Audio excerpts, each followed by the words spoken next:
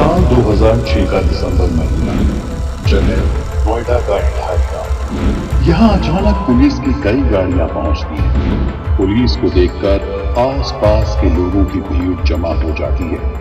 उनके मन में कई तरह के सवाल होते हैं। तभी सेक्टर 31 के D5 कोठी के पास नाले की छानबीन शुरू हो जाती है और नाले से जो चीजें पुलिस को बरामद होती हैं, उसे देखकर लोग सन्न रह जाते हैं। दरअसल नाले से बच्चों के शरीर के अवशेष और कंकाल मिलने शुरू हो जाते हैं। जैसे ही इस घटना की खबर फैलती है, देश भर के लोग सन्न रह जाते हैं।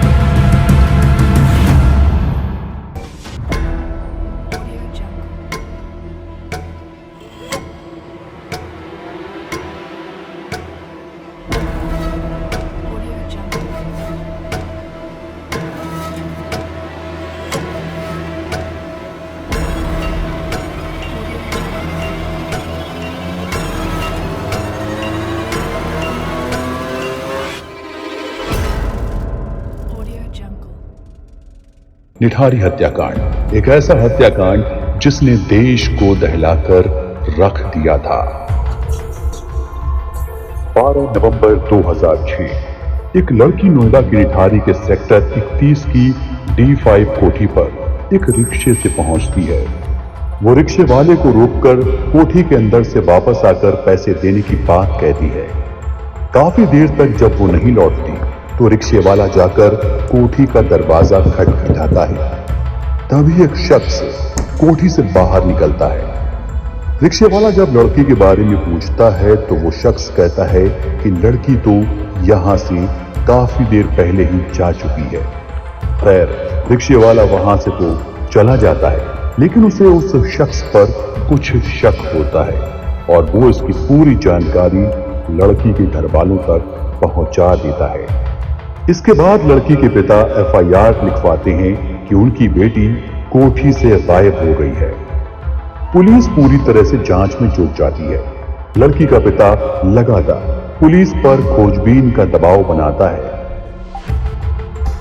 इससे पहले भी निठारी से 1 दर्जन से ज्यादा बच्चे गायब हो चुके थे। पुलिस को जानकारी मिलती है कि लड़की के पास एक मोबाइल फोन था। पुलिस जब उस नंबर की कॉल डिटेल निकलवाती है तो उसे कुछ सुराग मिलता है। उन सुरागों के आधार पर पुलिस कोठी पर छापा मारती है और कोठी के मालिक मोनिंदर सिंह पंढेर और उसके नौकर सुरेंद्र कोहली को दबोच लेती है। कोहली के बयानों के आधार पर जब नाले की छानबीन शुरू की जाती है तो उसमें मानव हड्डियों के हिस्से और 40 ऐसे पैकेट मिलते हैं जिनमें मानव अंगों को भरकर नाले में फेंका गया था। दरअसल ये कोठी मोनिंदर सिंह पंढेर ने 2005 में खरीदी थी। घर परिवार चंडीगढ़ में होने की वजह से उसने नोएडा में रहने का ठिकाना बनाया था, क्योंकि नोएडा में ही उसकी कंपनी थी। नोएडा में परिवार नहीं होने से मोनिंदर ने चंडीगढ़ में नौकरी कर चुके सुरेंद्र कोहली को नोएडा बुला लिया। सुरेंद्र कोहली उत्तराखंड के अल्मोड़ा के गांव का रहने वाला था। सुरेंद्र खाना बनाने में एक्सपर्ट था, खास तौर पर नॉनवेज बनाने में। इसलिए मोनिंदर ने उसे अपने पास नोएडा में रख लिया। वो कोठी में ही छत पर बने कमरे में रहने लगा। लेकिन महीने के अधिकांश दिन मोहिंदर सिंह कहीं न कहीं टूर पर ही रहता था। लिहाजा कोठी में मालिक की तरह सुरेंद्र ही रहता था। कहा जाता है कि इस कोठी में अक्सर कॉल गर्ल आया करती थी। उनके लिए घरेलू सहायक सुरेंद्र कोहली ही खाने पीने की व्यवस्था करता था। इस दौरान वो उनसे नजदीकी बढ़ाना भी चाहता था, लेकिन नौकर होने की वजह से कामयाब नहीं हो पाता था। जब कॉल गर्ल घर में आती थी तो इस दौरान सुरेंद्र कोहली कोठी के गेट पर नजर रखता था और यहीं से इसके अंदर इस तरह के अपराध का ख्याल आने लगा। उधर वो कोठी के अंदर नहीं जा पाता था। लगातार गेट पर नजर रखने के कारण वो धीरे धीरे नेक्रोफिलिया नाम की मानसिक बीमारी से ग्रसित हो गया। बीमारी की वजह से वो छोटे बच्चों के प्रति आकर्षित होने लगा। जब इलाके में सन्नाटा छा जाता था तो कोठी से गुजरने वाली लड़कियों को वो पकड़ लेता और उनके मुंह बांधकर उनका रेप करता। इतना ही नहीं, वो हत्या करने के बाद शव के साथ भी बलात्कार करता और इस घिनौने काम को अंजाम देने के बाद वो लड़कियों की हत्या कर देता। हत्या करने के बाद वो पीड़ित के शरीर के टुकड़े टुकड़े कर देता।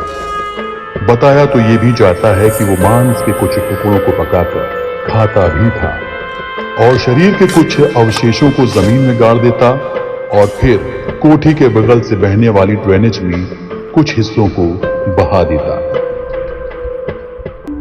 ये खौफनाक सिलसिला करीब 1.5 साल से ज्यादा समय तक चला, लेकिन किसी की भी नजर इस कोठी पर नहीं पड़ी। लेकिन कोठी के पास मौजूद पानी की एक टंकी के पास से लोगों को बच्चों के गायब होने का शक जरूर हुआ। हालांकि तब लोगों ने यह मान लिया कि पानी की टंकी पर कोई भूत रहता है जो बच्चों को निगल जाता है। लेकिन जब 12 नवंबर 2006 में उस लड़की के गायब होने की खबर आई, इसके बाद परत दर परत वारदात खुलती चली गई।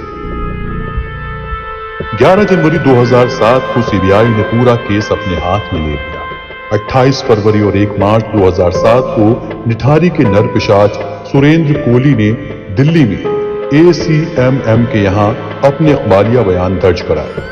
कोहली को रिंपा हल्दर नाम की एक लड़की की 2005 में हत्या के जुर्म में निचली अदालत ने मौत की सजा सुनाई। बाद में उच्चतम न्यायालय ने 15 फरवरी 2011 को इस फैसले पर अपनी मुहर लगाई। कोहली को सिलसिलेवार हत्यारा करार देते हुए अदालत ने कहा था कि उसके प्रति कोई दया नहीं दिखाई जानी चाहिए।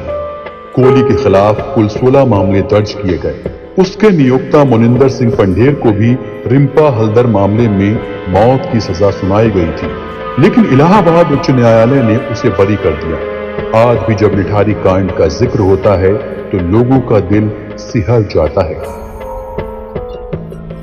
तो साथियों, कैसी लगी आपको अतीत के पन्नों में सिमटी अपराध की ये कहानी? हमें जरूर बताएं।